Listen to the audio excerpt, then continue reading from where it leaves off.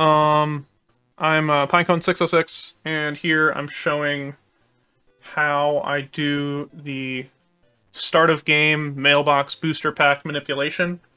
I want to show you how I came up with it, how I set it up to do it every time I start a run, how you can do it too.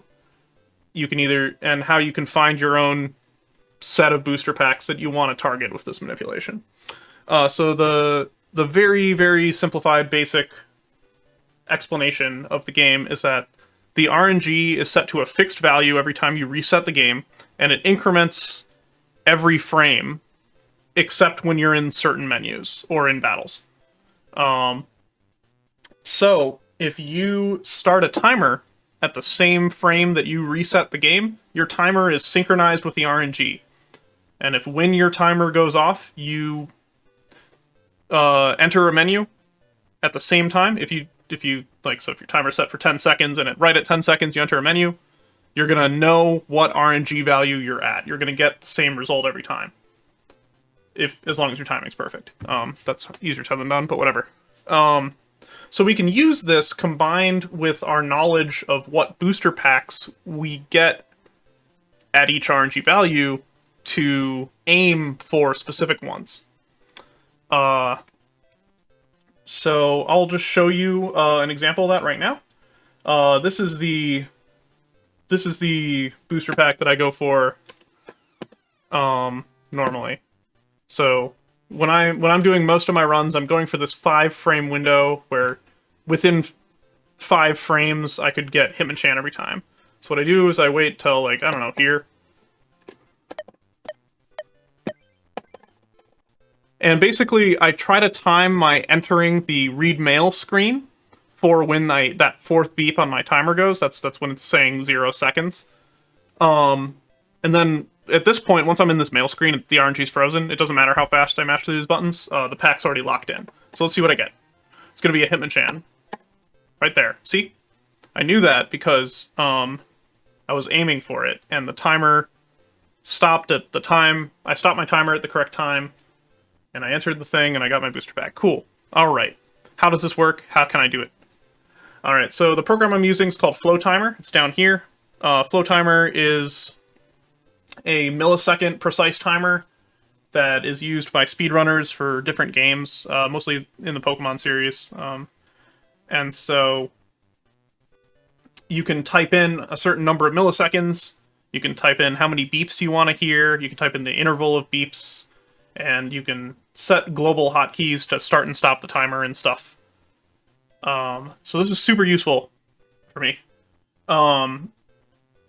for our purposes, because if we trigger this flow timer to start the same frame we trigger a soft reset, now we have a precisely timed timer that will allow us to, do this manipulation.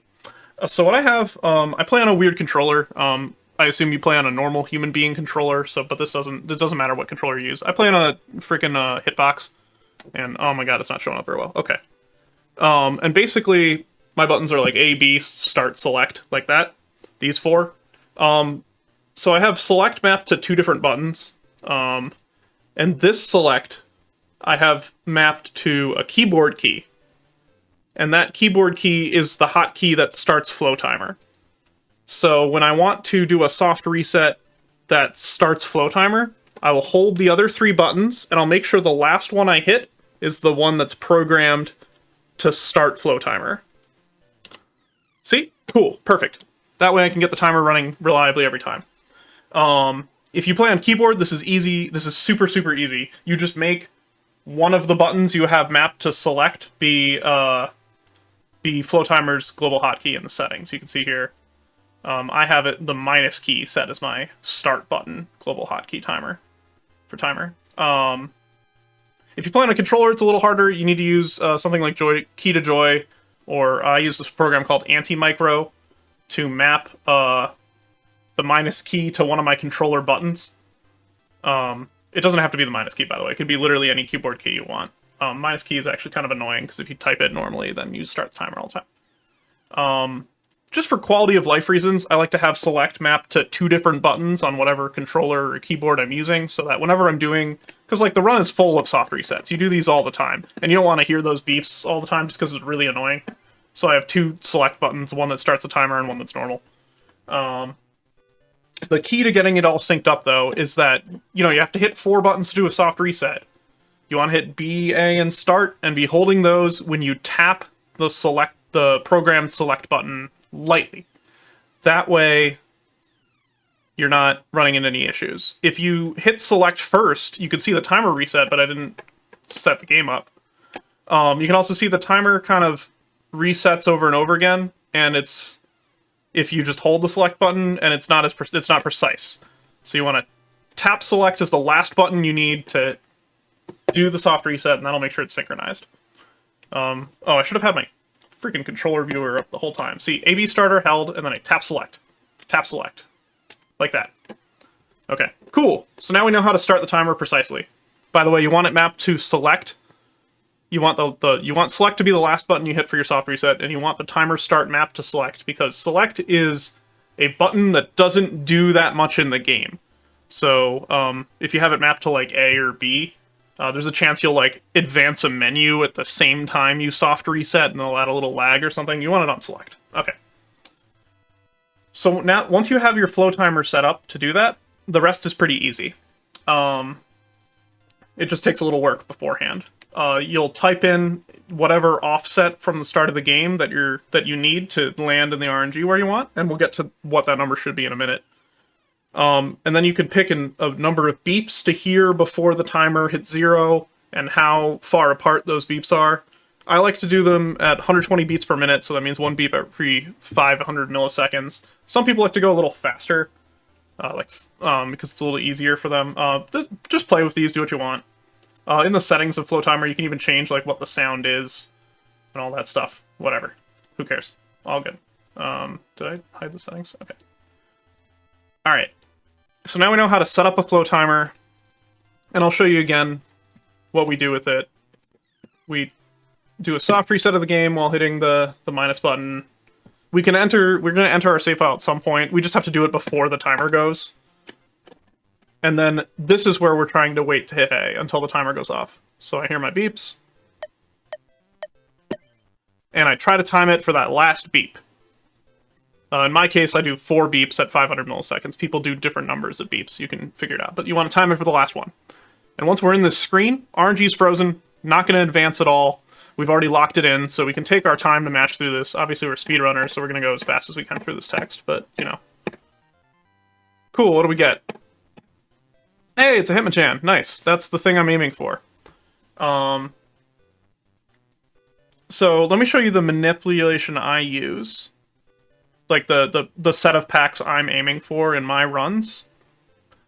So on this screen, I have this text file. This is a Mason1 call typelist.txt. I'll like upload it or something, probably on like, what do you call it? Like, what's one of those things? The document share, whatever you call it.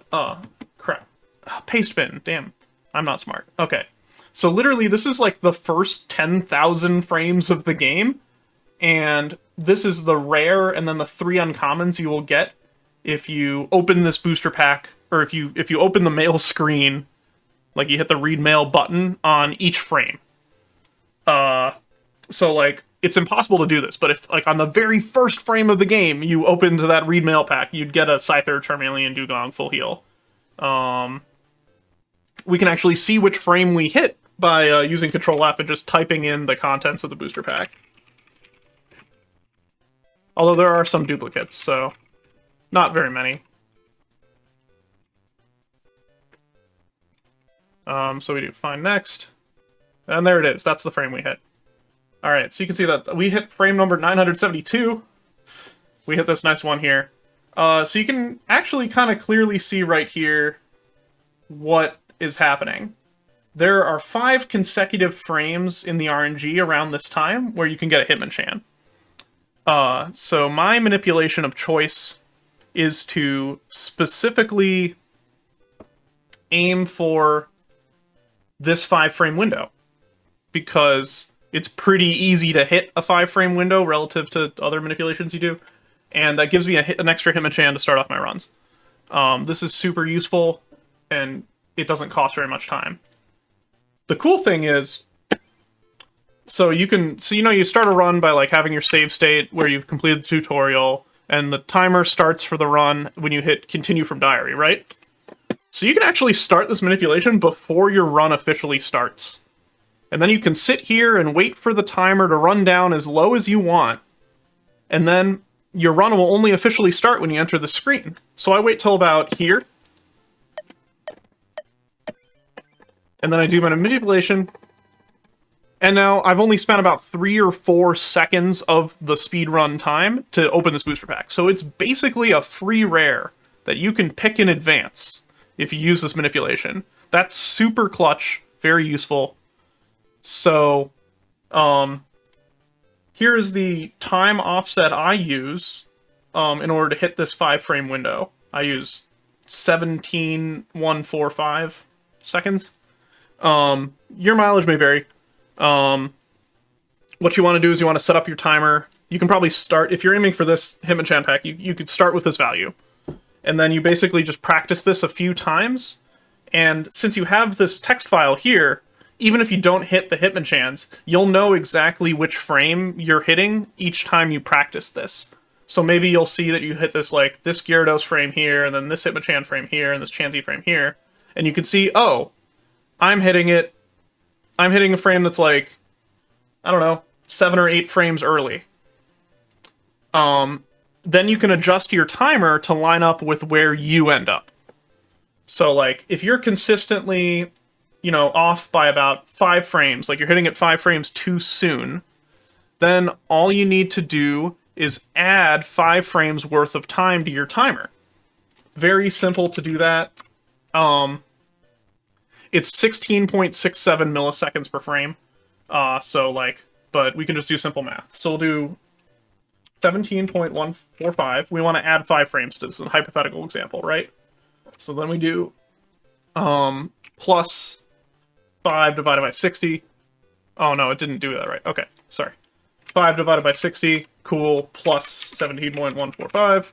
Hey look, now we can type in 17.228, and then we'll end up, and we'll move our window around.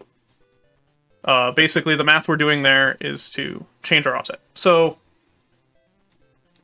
if you're aiming for this 5-frame Hitmonchan window in your runs, start with this time that I give you right here, 17.145. Practice it 5 or 6 times, and figure out where you keep landing on the RNG, like what frame number you're hitting. You're probably going to like average, you're going to hit a couple different frames, you're not always going to hit the same one every time, but you're going to be in a little range, right? Then see how far that range is off from the range of 5 frames you're trying to hit, and then adjust your timer accordingly. And you can either do it with math, or you can just like add a couple milliseconds to the timer, like kind of wing it by hand and see how it goes. But the point is, you just tune and adjust this till you get to where you're consistently hitting this 5-frame window. And then once you do that, cool, you've done. You never need to touch this again. A 5-frame window is so easy to hit. I set this time literally years ago at this point, and I haven't touched it since because it's just worked, because 5-frame windows are so easy. Alright. For me, at least. I don't know. Sorry. I don't mean to be too, like, braggy or whatever. Alright. So, bonus. Let's say you're like, I don't want a Hitmonchan. I want a different card, or I want a Hitmonchan, but it's better. But better than just a booster pack with a Hitmonchan and a bunch of garbage in it. You can hit any kind of pack you want. It's just a matter of how accurate you need to be.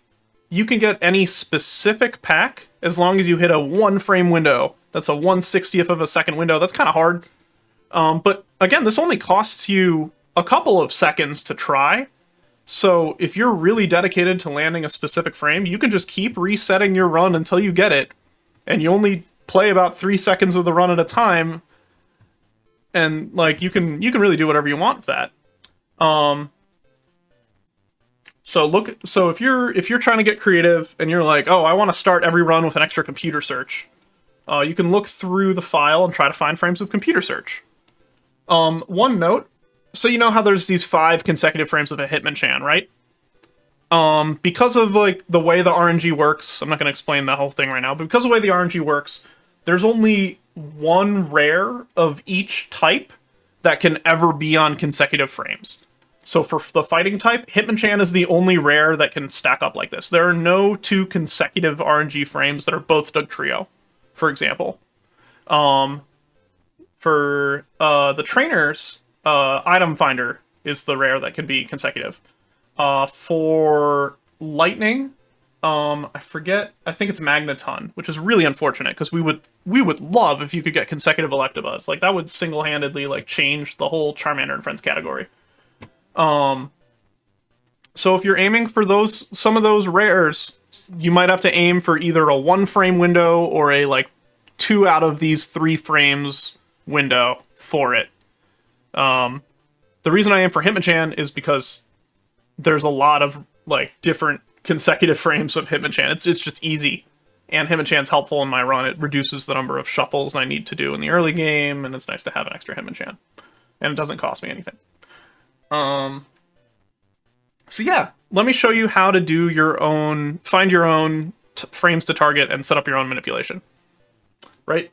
So let's say we really want to start our run with Scyther. Right? So all we do is we do a quick Control F for Scyther. Oh, this is behind my face. Oh, come on. I'm not handling this super well. Control F for Scyther. We do find. We can actually do find all, and then we get a big list here. And you can actually, if you use Notepad++, this is really nice, because it'll show you which line each Scyther's on. And so you can see really easily in these search results where you have consecutive lines. So we want to see if we have like a string of 3 or 4 or more Scyther together in the first like 1,000 frames or so. We have a couple, I've seen a couple pairs. I want to see if there's any triplets. 301, this is close to a triplet. 301, 302, 304. Scyther, Scyther, Gyarados, Scyther. That's actually what we used to aim for with the old Pokeball trick, is these 3 of 4 frames. Fun facts. But let's see if we have anything better than that in the first 1,000 frames or so. Looks like we got a bunch of 2-frame consecutive frame windows, but I'm not seeing a 3. There should be a triplet somewhere, right? I'm not seeing a ton. I probably should have made an example that is better.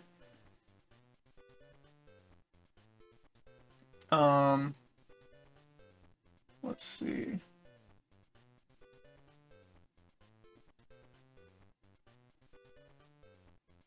Yeah, I probably should have had an example ready, just to show you, but I don't know. It's cool to see a creative process, and by that I mean the process of scrolling. Alright, so let's find one of these like 3 of 4 frame windows, like that Scyther, Gyarados, Scyther we were talking about right here. Let's aim for that. This one's pretty fast. About 300 is about like the fastest you could do. So we want to ideally hit this, 302 frames after start. So we use our calculator. Let's do 302 divided by 60. We get 5.0333. So I'm going to add a timer here. 5.033. That's where we're going to start. I like to start with round numbers just for brain's sake. So let's see if we can aim for this. This is just a starting point. So we have our 5.03 seconds. That's what our calculator said we would need to hit this frame 302. And let's see how close we got. So we're going to try that right now. Let's load up our save state. Do a soft reset. Oh, wait. We're going to need to rush. All right. Soft reset.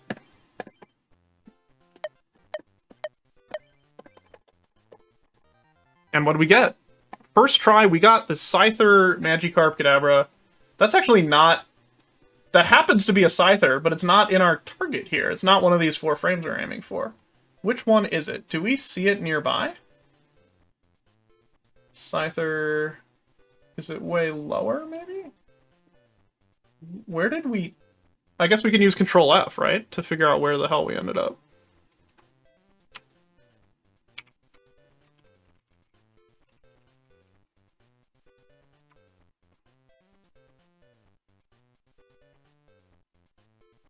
Alright, so these frames are too far in advance. We ended up... Scyther, Magikarp, Kadabra, Eradicate. 135! Wow, we were way faster than I thought. Nope, that's... We need Charmeleon at the end. We ended up at frame 246, it looks like. Yeah. So we wanted to get way down here. So our math was off. There's some fixed amount of time that you have to add in for like the game lag of like loading the save file and stuff. What I actually usually like to do is I take my timer value that I already set up and I like add or subtract frames from that to make new manips, but whatever. So now we have our data point, which is 246, and we want to get to 302. So we just go to our calculator again. Where did I put it? Did I close it? I have no foresight. So we do 302 minus 246. We want to be 56 frames closer. So that's I mean, I'm going to tell you 56 divided by 60 is almost 1. So we're going to type like 59. So we're going to add that 930 milliseconds to our timer, and we're going to see how close we get. Normally you want to do more than one trial to like see if it was a fluke or something, but I'm being lazy. All right.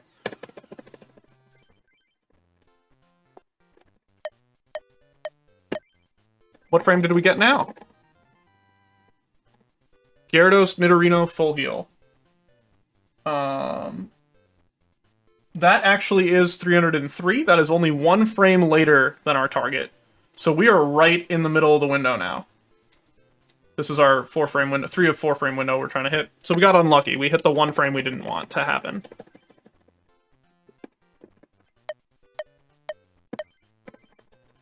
And what do we get the second time? Scyther, Charmeleon, Kadabra, Raticate. We ended up one frame before. We're at frame 302. So you can see we've now designed an offset to hit this 3 of 4 Scyther frame window.